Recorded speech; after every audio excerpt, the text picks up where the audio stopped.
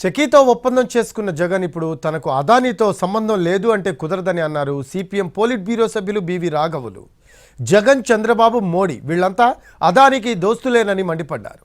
విద్యుత్ కొనుగోలు ఒప్పందాల విషయంలో చంద్రబాబు, పవన్ కళ్యాణ్ మౌనవ్రతం వీడాలని అన్నారు. సెకీతో ఒప్పందాలను కూటమి ప్రభుత్వం తక్షణమే రద్దు చేసుకోవాలని డిమాండ్ చేశారు. జగన్మోహన్ రెడ్డి గారు మంచి దోస్తులు, ఈరోజు కూడా దోస్తులే.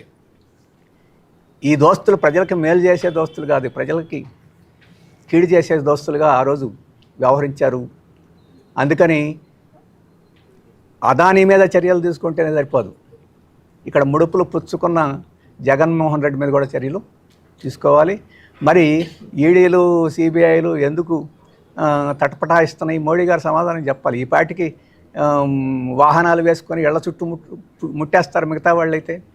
మరి ఈ విషయంలో జగన్మోహన్ రెడ్డి గారు పట్ల ఎందుకు అంత ఉదాసీనంగా మోడీ గారు వ్యవహరిస్తున్నారు అని చెప్పేసి ఆశ్చర్యకరంగా ఉంది.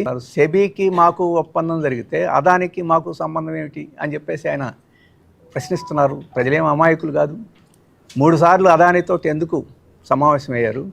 ఏం కుటుంబ వ్యవహారమా, పెళ్లి వ్యవహారమా, లేకపోతే ఏమన్నా ఇతర వ్యవహారాలు ఏమన్నా ఉన్నాయా?